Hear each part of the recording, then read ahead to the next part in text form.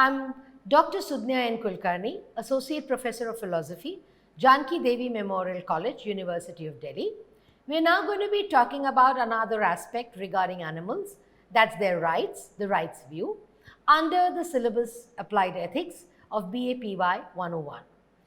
As we discussed in the earlier videos, we talked about animal rights as well as we talked about animal welfare.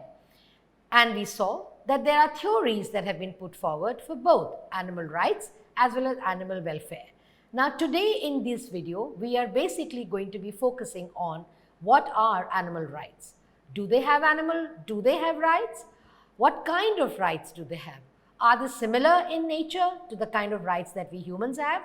Or is it that their rights, since they are animals and they cannot talk and converse with us in the same manner as we humans can, then should they be demanding those rights? Or is it that we ought to be respecting their rights?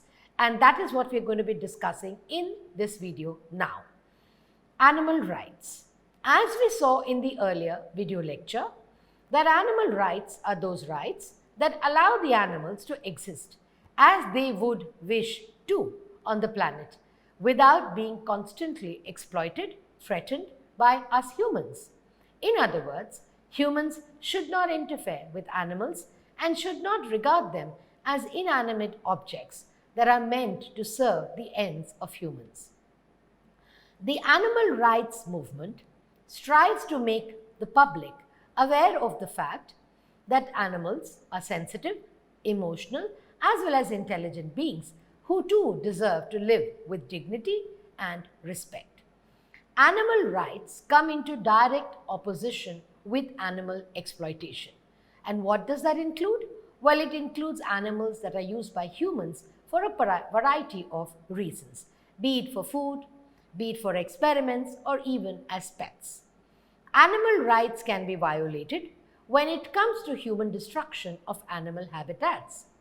This negatively impacts the ability of animals to lead full lives of their choosing. And we are seeing how animal habitats are constantly being threatened or used by humans for their own habitats, or construction of their buildings for residences, and how we are encroaching on forests or areas around it. As this food material for animals and their spaces become lesser and lesser, the animals are definitely going to encroach into areas where human habitation is. The encroachment is not by the animals. In fact, the encroachment is by the humans into areas which we need to protect and safeguard for the animals. Are animal rights important? A very significant question when it comes to discussions or any discussion on animal rights. Well, are they important? Well, they are. And why is it? Because animals represent a set of beliefs that counteract inaccurate yet long-held assumptions that animals are nothing but more than mindless machines. Animal rights include what? So those thinkers or those who have gone on to talk about, are animal rights important? Somewhere they have talked about it. Well, they're probably not important, but there are some who are saying yes, they are important because animals are more than something mindless machines. They're not just machines, moving machines, living machines. Animal rights include, or the issues around it include, prevention from animal cruelty, the pain and suffering that animals endure when they're abused, animal welfare during transport when animals are exposed to stress, hunger, thirst, and exhaustion during transit, animal extinction when humans use animal for their needs, which can lead to their rapid extinction. And we do find that there are a number of animals that are on the verge of extinction simply because of human encroachment on their territory. Animal treatment in zoos and circuses, where animals are often treated poorly in these settings. They are kept confined in small cages, not given enough nutritious food. They're made to perform certain activities which is against their nature because they've not been trained to be taught those. They're chained, they're abused, they're beaten, All of these are issues regarding animal rights. Animal rights versus animal welfare. Animal welfare allows the use of animals as long as animal suffering is minimized, while animal rights states that animals should not be used for human purpose. Now we are going to look at certain theories that have been put forward regarding animal rights. Now, philosophical thinking on the moral standing of animals is diverse and can generally be grouped into three categories. One is the indirect theory, the second is the direct but unequal theory, and the third is the moral equality theory. Indirect theories.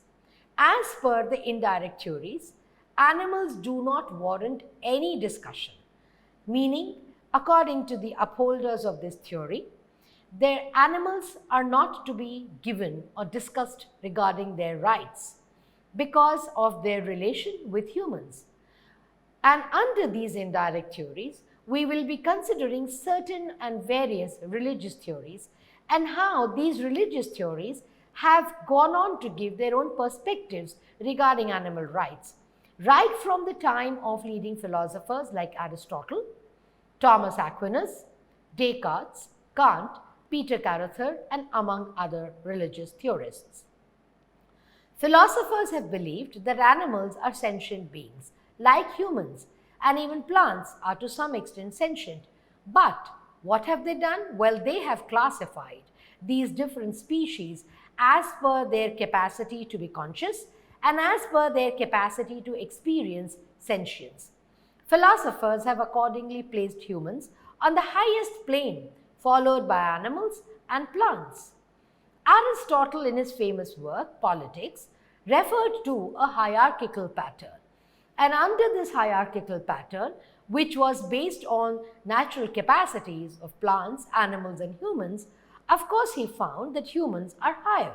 They are the ones that are occupying the top spot, followed by animals and then followed by plants. So Aristotle went on to deduce that plants and animals and humans, all of us take in nutrition and grow, but only humans and animals can have conscious experiences. Therefore, as per the hierarchical order, humans will always be first, followed by animals and then by plants. This implied that plants are the lowest under the order or in that order. Why? Because they are meant to serve the needs of both humans as well as animals. Human beings are superior to animals as they possess the capacity to reason and guide their actions. Animals simply operate on the basis of their instincts. Since they operate on the basis of their instincts, humans are naturally higher in order, and animals are meant to serve the needs of the human beings. Following Aristotle, Christian philosopher St. Thomas Aquinas, who was greatly influenced by Aristotle and one of the leading lights and theologians of Catholic Christianity, and who went on to write the book Summa Theologica, also argued that the only beings who are rational and who are capable and who we ought to be concerned about are humans. Therefore, our entire focus should only be on humans and not about any other living creature. Aquinas also argued, using his cosmological argument, that God is the first as well as the last end of the universe, and it is only humans who have the capacity to gain knowledge as well as understanding of God. Therefore, if human beings are the only beings who are capable of achieving this final end, then it means all other beings exist for the sake of human beings. Immanuel Kant too, and his moral theory too, is in close alignment with religious theories. And why is it so? Because he placed great importance on willing or conscious choices that we humans make while performing our actions.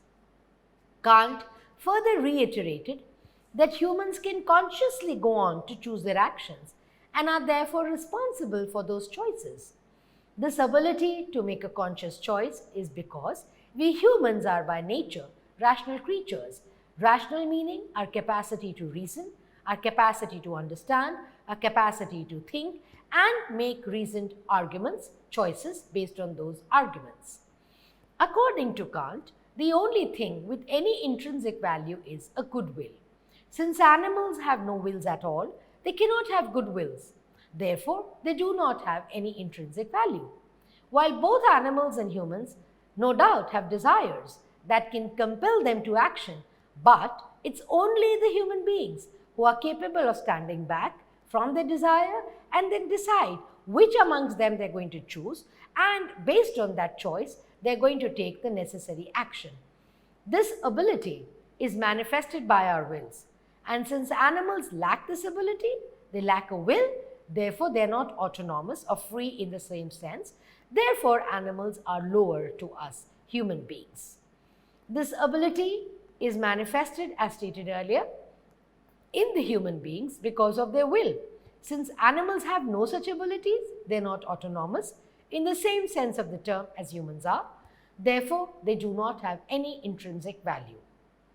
Thus, animals are inferior to human beings, and Kant's entire argument rests on two reasons and two reasons alone: rationality and capacity to choose or being or willing.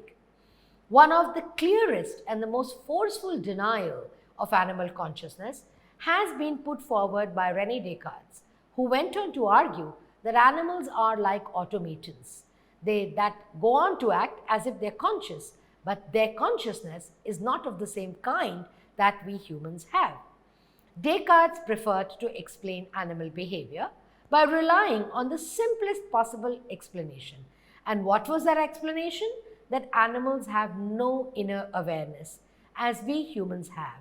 Their behavior is completely mechanistic in nature. René Descartes went on to develop one of the most forceful arguments to deny animals any kind of consciousness. His version was, of course, in keeping with the way in which science was developing at that point of time.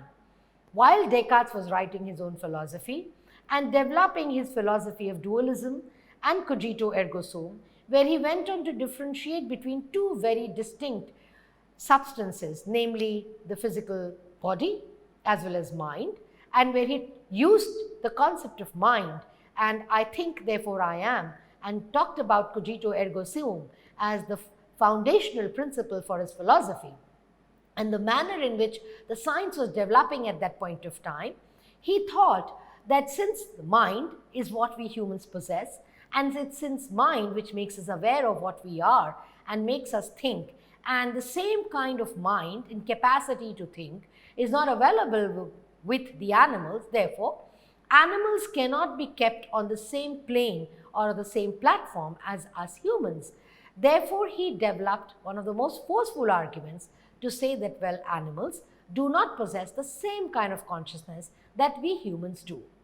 Further, while he was writing his philosophy, and as I stated earlier, the science at that point of time, which was developing, went on to give a very mechanistic view regarding natural events, and it was evolving at that time, and that mechanistic view of the way in which natural events were unfolding was in complete opposition to that of what Aristotle and his philosophy had been influencing till that point of time.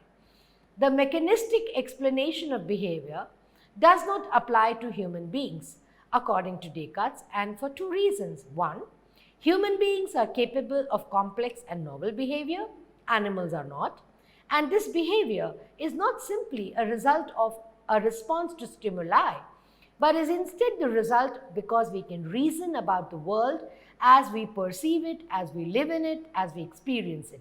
And two, the human beings are capable of the kind of speech that expresses thoughts. Descartes further argued that as animals lack inner awareness about their actions, therefore they are not conscious like human beings are.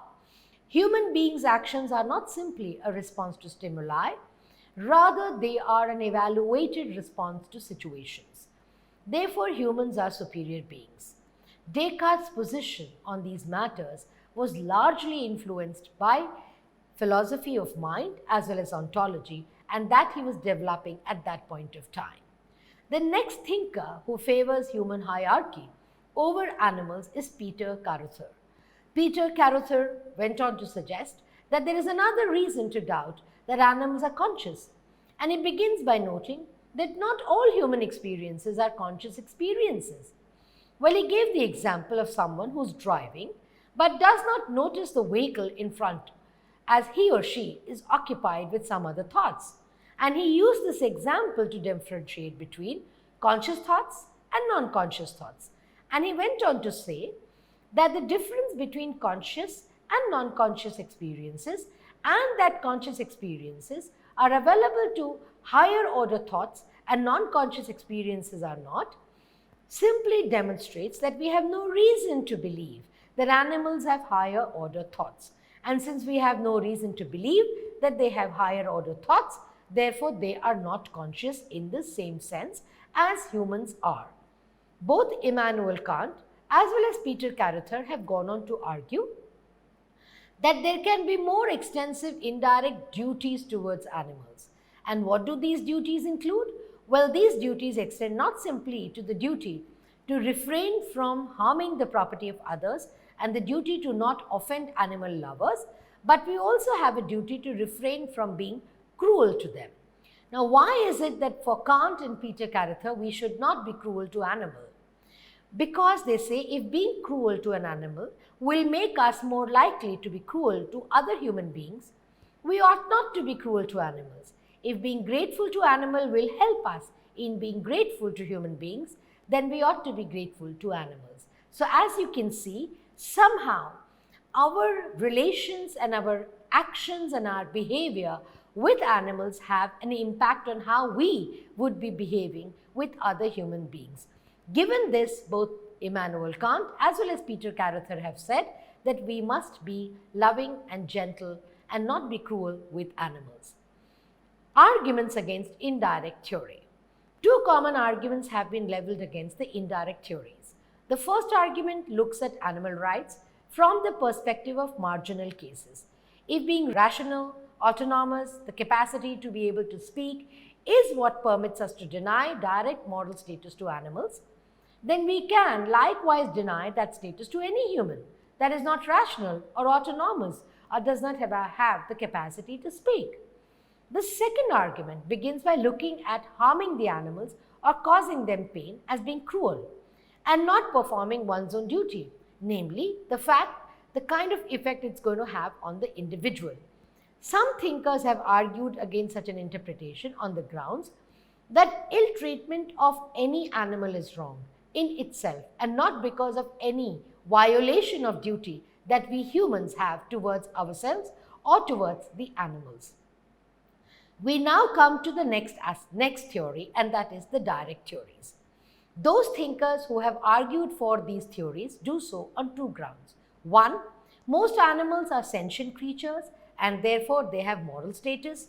Two, some philosophers have used this argument to support indirect theory. Some reasons given by thinkers to deny equal moral status to animal rests on the following arguments. Only human beings have rights and rights entail duties. To be able to exercise their rights is an option that's open only to human beings and not to animals. Only autonomy, rationality, self-consciousness provide a moral status to those who possess them. Since animals do not possess these, therefore they do not have the same equal status. Only human beings can act morally and provide for others in a selfless manner. Only humans are members of a moral community. All these points presented by direct theories make the case for animal rights highly contentious and difficult. We will next consider the third theory that has been put forward for animal rights, that is the moral equality theory.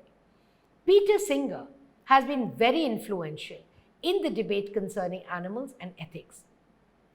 The publication of his book Animal Liberation in 1975 marked the beginning of a growing and increasingly powerful movement in both the United States as well as Europe.